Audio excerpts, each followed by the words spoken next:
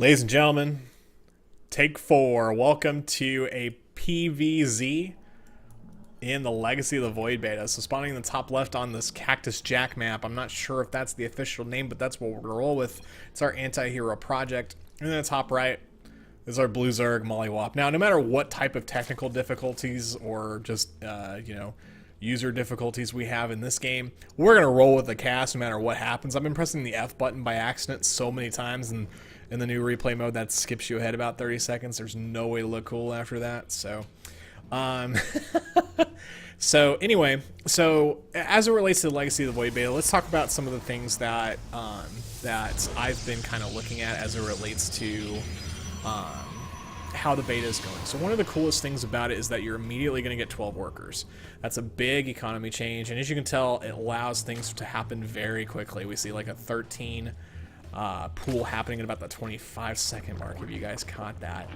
Gas timings are also kind of weird. You know, we're trying to figure out what's the best time to get gas, and it's still very, very early on into the life cycle of the Legacy of the Void beta. Not a lot of stuff has been really plotted very well.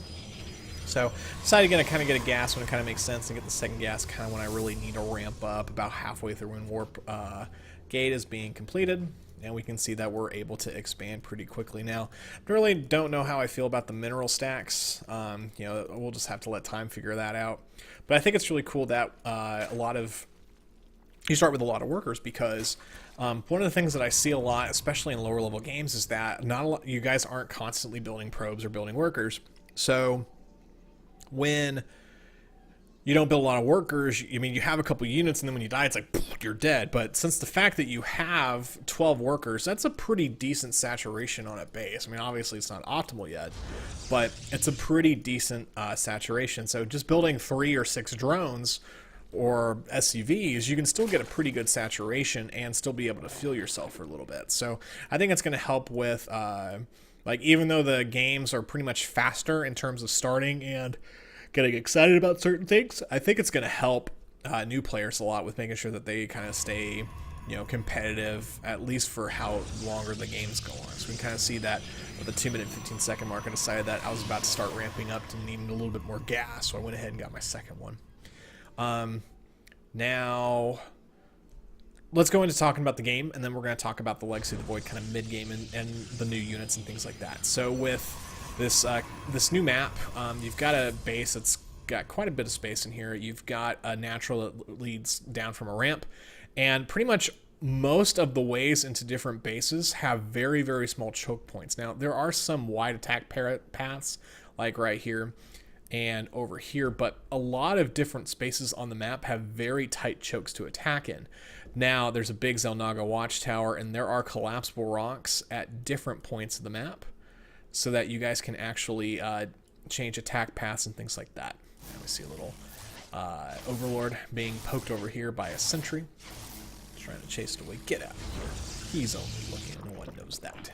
So one of the other things that I've kind of been noticing, at least right now, people have been experimenting with gas timings, and what they're doing, as you can see here, our Zerg bro, he doesn't get gas in his main. He's actually getting gas in his natural. Now, there's some cool things that could be done with that. Since you have, since your minerals are going to mine out pretty quickly, you can take your gas slate in your natural, or you can take gas slate in your main and be able to mine from that safely a little bit longer and be able to get these guys drained as quickly as possible. Now, for Protoss, that really doesn't work, I don't think. I mean, I'd be happy to kind of try that out to see, but based on just what Protoss needs and has a high desire and high need for gas, it's not going to go. It's probably not going to go as well for them. So let's kind of talk strat. So pretty much what I know right now is not a whole lot. I know where he is, and I know he expanded. So what I kind of do, my kind of, you know, old standby is a sentry expand, be able to get a forge, be able to get a robo, so I can be able to tech, be able to get some stronger units out, be able to get some upgrades, and be able to just get some cannons. So my intention was to turtle for a little bit. Mollywop, and we'll see here in a little bit, or in a minute, he's actually getting some evolution chambers for some upgrades, kind of an interesting position, but getting a macro hatch early on, he just feels like he has a lot of money and he's spending it. So we actually see roaches is actually the tech choice that Mollywop is going to be going. So so one of the things I kind of want to talk about is units in this game. Now, With Protoss, one of the earliest units you can get is an Adept. It's a range specialist that uses psionic transfer. It's kind of like a reverse blink. I haven't had a lot of success with it, but again, I haven't played it since the game has been patched. The Adepts attacked very slowly early on in the beta, but they fixed that, so their warm-up time is actually significantly lower. So, I really don't know exactly how or what type of role the Adept would field. I played a couple games with it before the patch, and it felt wonky to me. So let me kind of talk about that a little bit. Another thing about the Protoss, and again, this isn't a Protoss one; it's a Disruptor.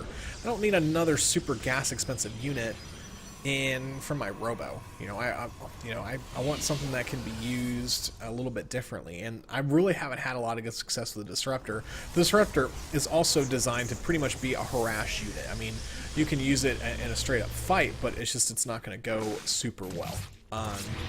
So I decided to kind of negate it and just kind of wanted to play my game and just kind of do things, just kind of using some strats. So I kind of used this proxy pylon over here to be able to warp from some zealots. I know an attack was coming from the Phoenix that was driving by. We see some Ravagers over here. We see these zealots actually poking on this expansion. I want to slow him down or make him decide if he wants to come home. Looks like he just decided to send about 3 roaches, which is a good amount to be able to deal with these 4 zealots and be able to kind of deal with that. Now, the Ravager, it's bullshit unit, launch missile to target location, dealing 60 damage to all units within the attack. So we're about to see a attack on my base. That's a little bit different, a little bit new. I really do like how the little icons kind of go down from there. So we see some roaches kind of doing some siege on this forge right here. Luckily for me, +1 attack has been done, which is going to help me significantly. Photon overcharge being called down, and we see the corrosive vial actually coming down, doing significant damage to that zealot and actually doing some pretty good damage to that pylon. So one of the other things that we're going to talk about is the Immortal as well. The Immortal has an ability called the Barrier now. The hardened shields are no longer there. Let's kind of walk through this fight a little bit. So Guardian Shield actually being activated. We see a choke actually coming in. What's going to happen? That Ravager attack actually comes down, takes down almost all of my sentries. Oh my goodness. We see an attack actually being pushed back. The Time Warp ability actually has a warm-up charge, so it actually doesn't attack immediately. And we actually see that it looks like a pretty close fight, but some defensive reinforcements on the red Protoss's end will allow the Protoss to be able to live for a little while, but we got about 20 more roaches intact. Now, one of the things I want to talk about, the Time Warp was actually had an adjustment. After a 4-second delay, it slows things down. I mean, say what you want about it, it's going to be a little bit different as it relates to it. Either way, it's going to encourage players to get away from that area, which I think is a good thing. Now, Immortals, I don't actually have one, but they have a barrier ability. We're going to check on this Immortal actually when it pops out. Now, the thing that frustrates me about it is that the Immortal, or the Hardened Shields, are gone. What they're replaced with is an ability called Barrier. Now, Barrier, as I'm taking my 3rd base, is an ability that absorbs up to 200 damage and lasts for 2 seconds. That is not long enough for a unit to be significantly useful. Now, I mean, it breaks my heart that Hardened Shields were taken away. I would love for Barrier to be longer, maybe 5, if I was really greedy, like 8 seconds.